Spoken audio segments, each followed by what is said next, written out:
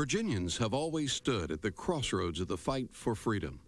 It is a battle in which we all reap the benefits. World War II was the defining event of the 20th century. It involved 60 countries.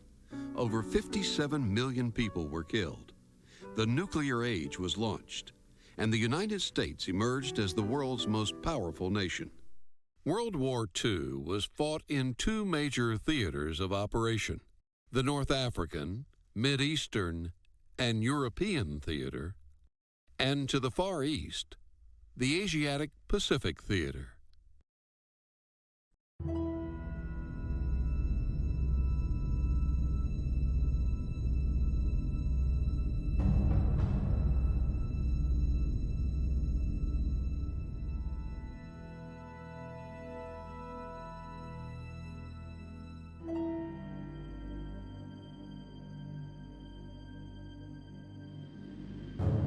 On December 7th, when the attack occurred, I was on duty with the District Intelligence Office. Well, it was almost unbelievable to me. Certainly a surprise.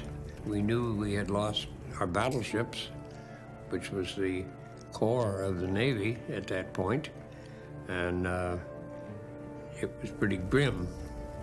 At Pearl Harbor, they destroyed our fleet, essentially. We were powerless. The only things they didn't destroy was the submarines. They didn't attack the submarine base, and they didn't attack the fuel depots, but we were the ones left to fight the war for maybe 2 years while they rebuilt the ships and built new ones. So we operated to destroy the Japanese shipping, both military and commercial. The new job was 311 feet, 9.5 inches. I'll never forget that. And it was 32 feet abeam. Well, we had a crew of 79, and each boat had a little bit different crews, but our crew was 79, and we carried 24 torpedoes. You had 6 torpedo tubes forward and 4 astern. It was a crew of 79. I think it was 9 officers, and the rest of them was enlisted men. You had a little bunk, and they were on chains that hung on the sides of the wall and over the torpedoes. Torpedoes was stacked all in between them. Had a row of torpedoes and bunk. And you eat in shifts. The whole crew couldn't eat at one time. All food was good. We ate pretty good. Everybody smoked cigarettes on the submarine. You could buy a carton of submarine of cigarettes for 45 cents for a carton, 10 packs. That was 4.5 cents a pack. So you just take one puff off the thing and throw it away, then light another one. So at the end of about a 14 or a 16-hour dive, the air was so bad in the submarine you could cut it with a knife almost. You'd take a little match and try to strike it, it would sputter, wouldn't even burn. It was terrible.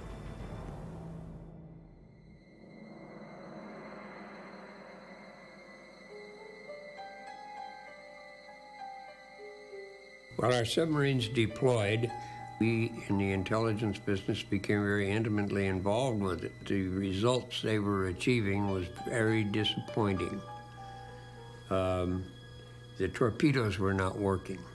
They were not exploding.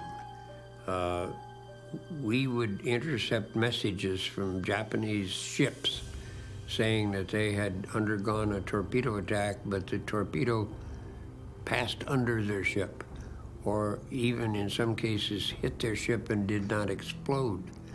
But it was a disappointing thing, and it was something we couldn't talk about because our intelligence based on intercepted Japanese communications and breaking of their code was regarded in those days, those early war days, as very, very sensitive information on which we didn't take action because we didn't want to run the risk of revealing our code-breaking success.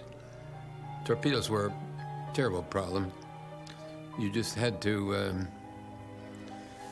adjust and aim your torpedoes more shallow, and they were just a disaster. On my very first patrol, the very first night we were off Japan, I was on watch, saw this big blob out there, on the surface, of course, moonlight, saw this big blob, and in about 7 minutes, we fired 2 torpedoes at him, and we sank him. Immediately afterwards, a small escort came out round the corner, headed at us. We dove, and in a little bit came up, and here was this escort lying broadside to us at perhaps 1,000 yards. Perfect shot. We fired 3 torpedoes at him, and nothing happened. We reported this when we came in, and the wise guys on the staff said, "Oh, you made a mistake with your calculations, and that's why you missed." Well, it took 18 months and a lot of hard work and a lot of missed targets. It was a miserable, miserable situation. When the war started, skippers would go out and fire 25 torpedoes and never get a hit. Well, one day a skipper out in Honolulu took a warhead and dropped it from that diving tower I was telling you about, and he found out that the firing pin, which goes in to fire it, didn't have a bracket, and it would go like that. Well, they fixed that. And then 2 captains out in Australia decided they'd check depth. So they'd set it at 7 feet, fire it, and it would go down 27 feet. What happened, the torpedo factory was testing the depth with no warhead. Well, we stick a 650-pound warhead on there. Yeah. Well, after they fixed that up, we sunk everything in the ocean. But God knows you'd be surprised. I think that war would have ended a lot earlier if we'd had good torpedoes, but... We lost effectiveness in the submarine force probably for certainly the first year of the war, or maybe a little longer, before we were really able to straighten that problem out.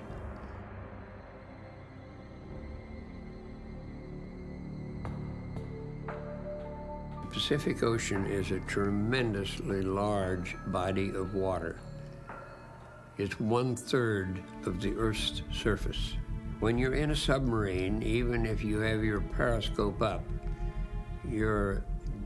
and a clear day, your distance of observation is not more than 20 miles. And that's not very far to see on the surface of the ocean. The Japanese were very good navigators, and their merchant ships and their convoys were required to lay out a course and establish a noon position for each day. And that information was contained in a message which was sent out to the destination of the convoy.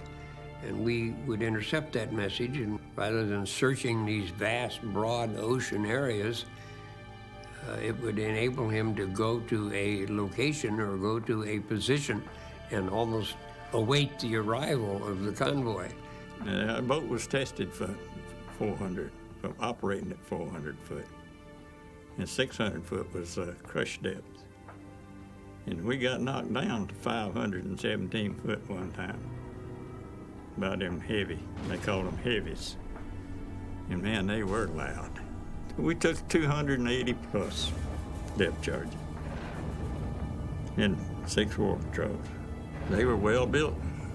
We sunk our first ship, which was a Japanese light cruiser.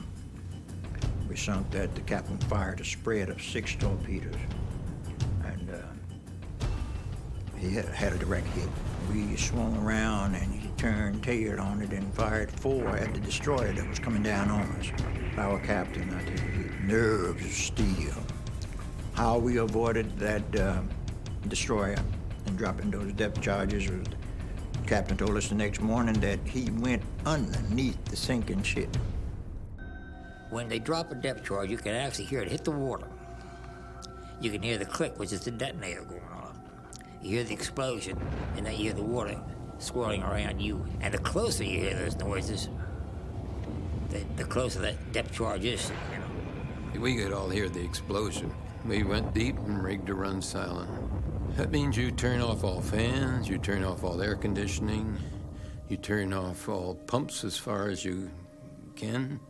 I mean, you have to have some to keep from going down. You talk in whispers, and you, if it got too bad, later on, you'd take off your shoes and walk. If you made a noise, everyone would. The depth charge is right on your deck. It's just like being pounded. And of course, the lights go off and everything. Cork comes flying all over the place. And by this time, you're silent running and everything is wet and slippery. You're slipping all around and hanging on for dear life. We stayed down from about noon till midnight. We had to come up. We had to come up because our battery was dead, the air was all gone, and we were gasping and things were pretty bad.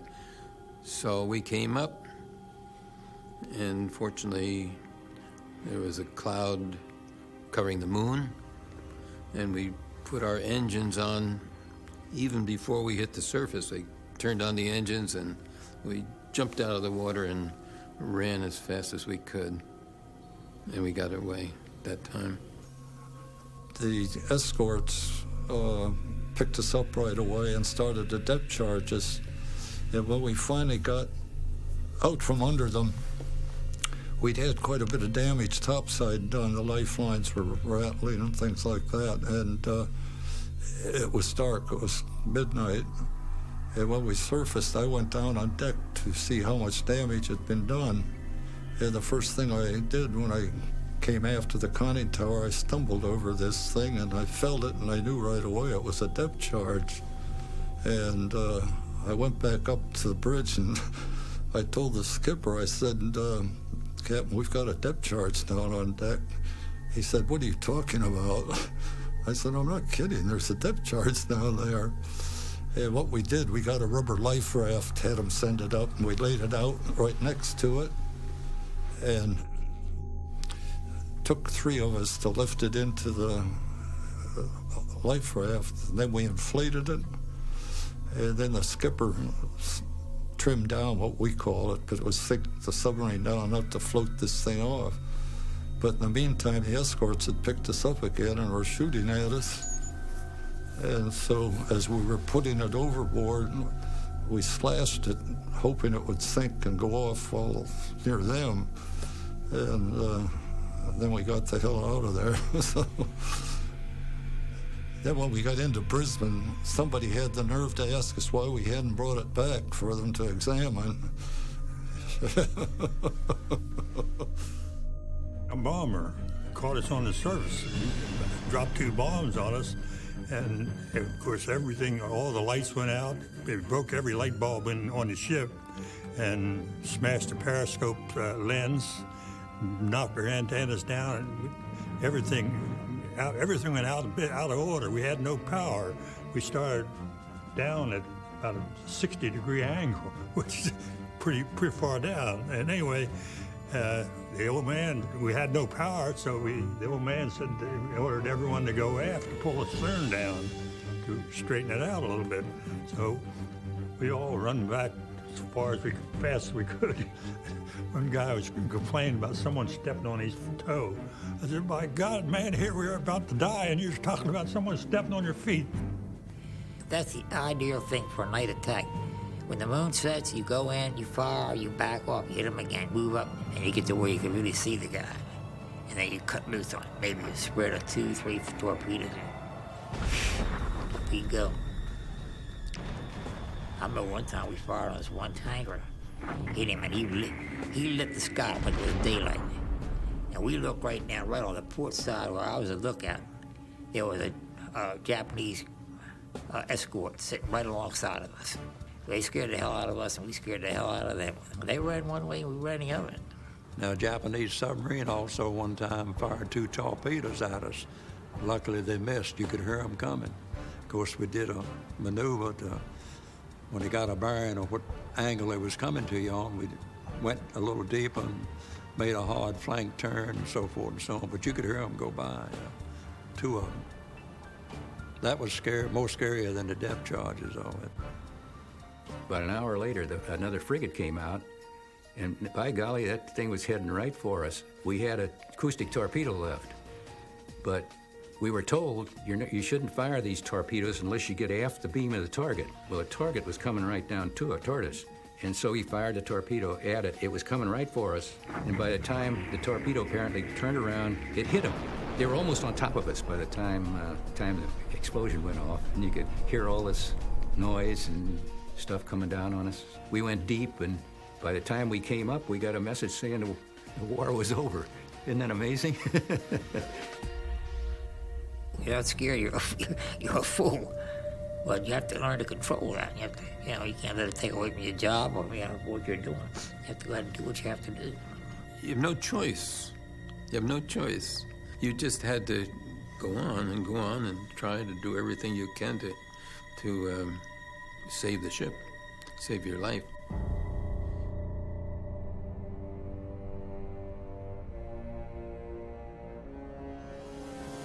We were a guerrilla boat. We were responsible. We were assigned the duties of delivering supplies and ammunition and establishing the guerrilla warfare in the Philippine Islands. I think the average crew was about 100, and at times we carried some guerrillas to put up in the Philippine Islands.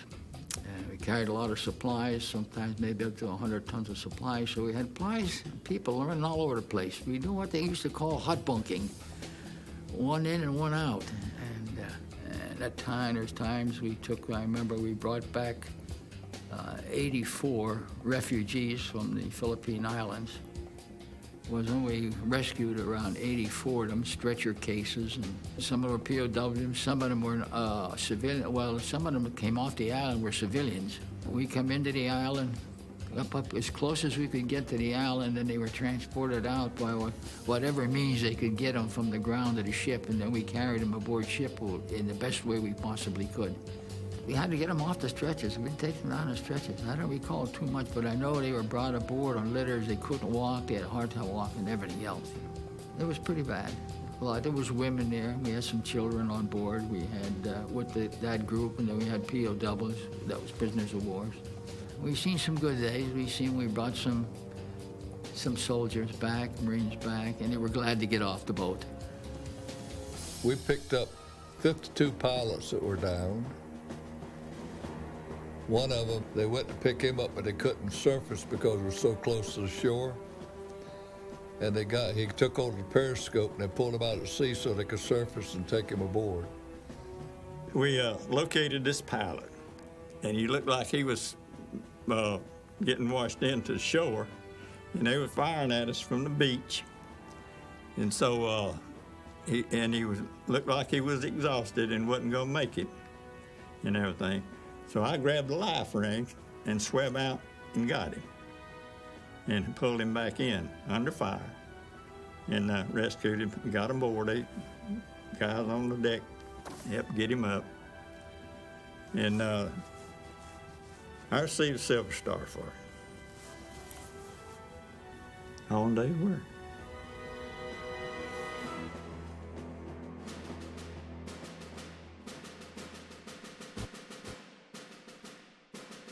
I have heard it said, and I believe it's true, that by the end of the war, our submarines had destroyed over 90% of the Japanese merchant fleet through submarine sinkings.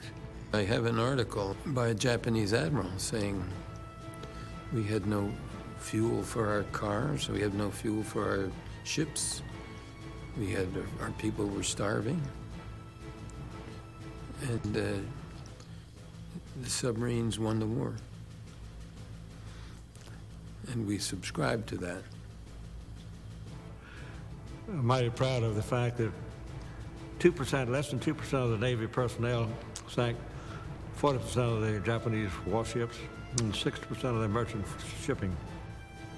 We lost more people in submarines, percentage-wise, than any other unit in the military.